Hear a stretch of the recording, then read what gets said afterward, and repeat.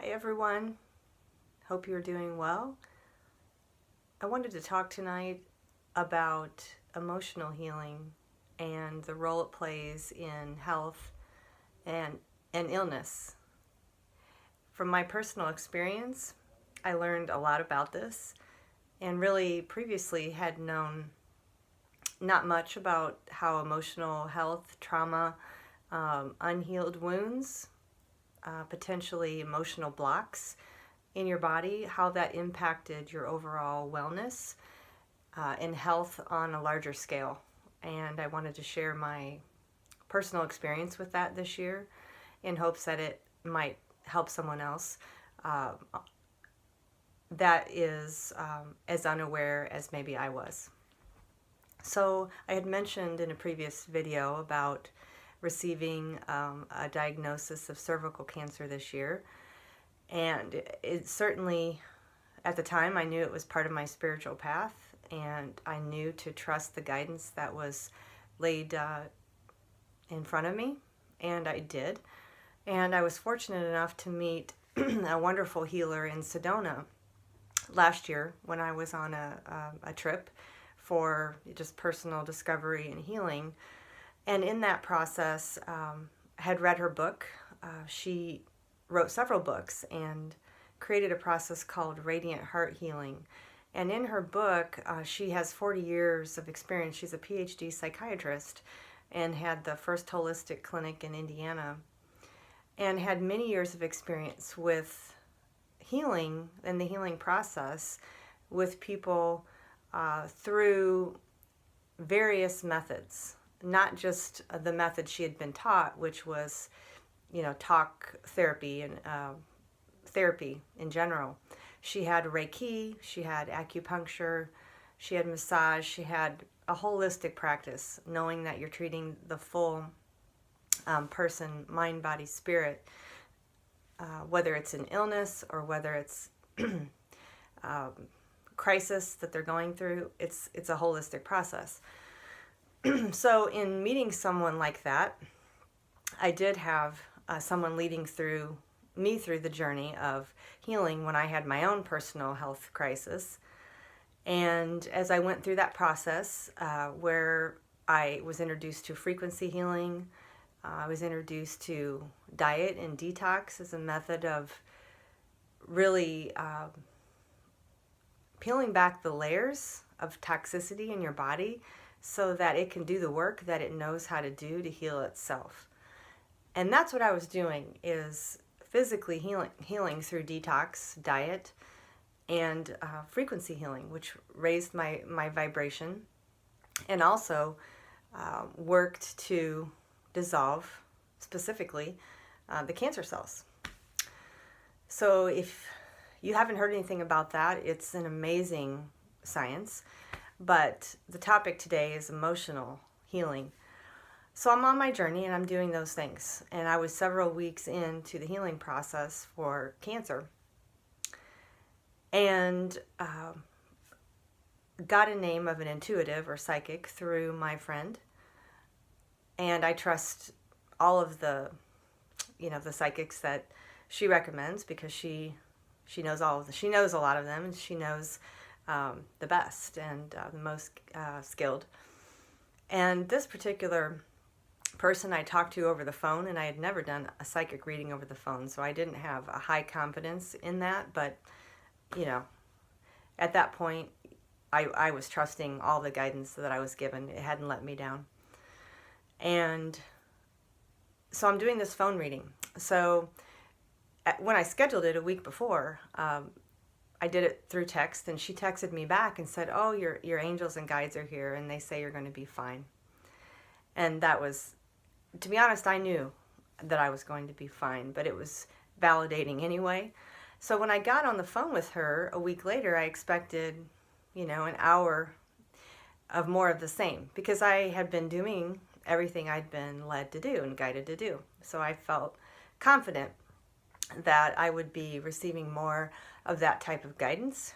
But what I got was very unexpected. And for the entire phone call, it was such a wake-up call that I spent most of the call crying, because it was it was a lot at the time to bear, because what I was doing was pushing me to the max, in the sense that I'm doing all of these new things I had never done before to heal something that literally you can die from. And so there's a lot going on there. You're kind of in survival mode. You know, even though you trust your path, which I did, you still are, because you're just, it's not a normal way to live, that's for sure, at that point. So I'm on the phone and expected her to tell me, you know, you're doing everything right. She did tell me I was doing a great job and I was doing all the right things. But she told me that, you know, I can, you know, get well. I can get well. I can do everything I'm doing, and I will get well. It's something that can be done, something I will do, and certainly I'm sure I had help as well. But she said until I did the deep emotional healing work that I needed to do, that I would not be able to stay well or keep, you know, wellness in my whole being. And to be honest with you, I didn't know that I had any more emotional healing to do, at least on the level that would keep me sick to the point where, or would keep me at risk for, you know, a major illness. I mean, I was the person in my life, family and friends, that was at least trying, from my, you know, observation, to be as healthy as possible. Be a vegetarian, active lifestyle, meditate, you know, all the things that I knew to do, I was doing. So when she told me about this emotional healing, it really caught me completely off guard. And I have to be completely honest with you, I did not know what I had to heal from. When I went on my trip to Sedona, there was a specific trauma that I had experienced when I was a teenager. And I knew that was a traumatic event that I needed to work through. And there were a couple other things that I focused on this trip to Sedona. But what this woman was telling me was this was not just an event that happened that I needed to heal from and process the emotions and release them out, which I had learned how to do. This was a deep-seated emotional healing that was so deep that I didn't know who I was without it, if that makes sense. So not everyone has that type of deep healing to do necessarily, but the fact that I could be living without realizing I needed to process, to do this work, made me realize that most of the people probably walking around on the planet don't realize they have these things to process and release either. And they're walking around like me, like I was, thinking that they're healthy, you know, normal, happy, or whatever people. But yet all of these things are clogging up their energy field and eventually creating disease. You know, it's just a matter of time. So when she told me that, I kind of went into a little funk because I did not have any clue how to go about healing my deep emotional, you know, issues. And so it took me months, honestly, to figure it out, and multiple approaches to healing that. I did some radiant heart healing sessions with my friend, and I did and there's body work that you can do. I did a little bit of that. But when I returned home, basically, as my physical healing was coming to an end or at an end, I got in touch with a practitioner here that was, basically a psychologist as well, but had a spiritual element in addition to that. So it was a friend of my friend's in Sedona, and he was also a PhD psychiatrist and was a pioneer in his field and did a lot of other things in addition to that outside of the traditional realm, like energy healing, like Qigong, like a lot of spiritual work on his own. And so I saw him for months, I would say. I just recently stopped that. Not to say that I will stop that forever, but through the process of working with him, I got to the crux of what was going on. But it really did take someone else to help me see that. And there was some work to be done with reconnecting my head with my heart and with my body. And the process was kind of annoying for me at first because it was so contrary to how I had been living. And I didn't know how to do that. And it seemed, well, there's probably fear and other things going on. Maybe my ego was not liking that I was taking over. But I had to reconnect with my heart and reconnect with my body. I had just been like a head walking around, not connected fully. And I can give you an example of what that means. We would talk about different things. So things that were pleasing to me or not, in my life, or things I enjoyed doing. And he would always turn me back inward to how my body feels. Specifically, in what areas of my body feel what way. And that was a part of it. There's a lot more to talk about there, and everyone is different. But for me, the desire to want to heal and find, no matter how many methods I had to try or how long I had to try for, I knew that the message was true. And down deep, I probably knew, but on a conscious level, I did not. I didn't realize the deep emotional healing. And so what happens when you have that kind of a shutdown, I suppose, and it could be in your heart chakra, it could be a shutdown in your sacral chakra. For example, if you have had sexual abuse, often, that's where, cancer turns up, cancer like mine, which I didn't, but rape is another way that your trauma that's unprocessed and unhealed, can really cause havoc in that chakra. And until it's healed, it can keep it imbalanced. And that was my situation for sure.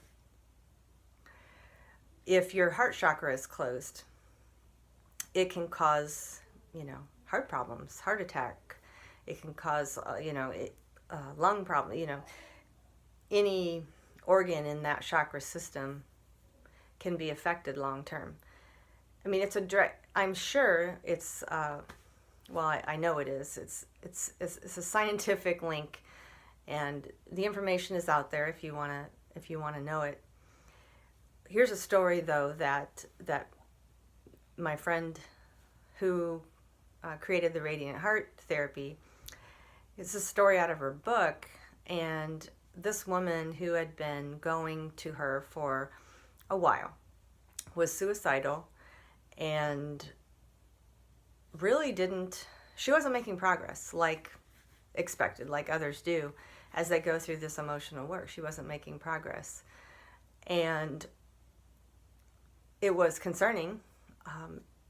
So at a point where Sharon, my friend, was thinking, wow, really isn't working. Cher had just come out of a Reiki session herself, so her energy was very high, very, very vibrant. And as this woman came into her office to have her session, she hugged her like she always did. And this woman, upon this hug, burst into tears. I mean, she was beside herself. And the reason is that her chest, she said, filled up for the very first time ever in her life. Ever in her life. Meaning her chakra had been closed for so many years. She didn't know what it would feel like to feel full, her heart full of energy, full of love, like that. And it was energy coming directly from Cher's heart chakra to hers, and it flooded her chakra. So at that moment, you know, Cher realized that there's more to emotional healing than meets the eye. There are a lot of ways that you can do that, and she created a process for visualization as you're working through verbally some of the, you're talking about you're taking yourself back to a situation where an experience created very deep emotions, and you're visualizing the pain as a certain color, and you are visualizing it leaving your body. There's a whole process there. So the reason I tell you that story is there are a lot of ways to heal, but emotional healing is just as important as anything else to staying healthy and being well and being happy. And there's really no way to get around doing that work. And trust me, if there was, I would have found it, because I did not want to go there. I was a person very much in their head, very uncomfortable with really a lot of what is involved with the heart. I wasn't leading a heart-centered life. I didn't even know how to do that, and that's what I'm learning to do now. But to do that, you have to go in there. And at first, it can be a scary place if you're not familiar with getting in touch with yourself that way. And many people have situations that were unpleasant or traumatic for them, and the last thing they want to do is think about it or go back there. They'll do anything that they can to not have to go back to feeling as bad as they did at that time.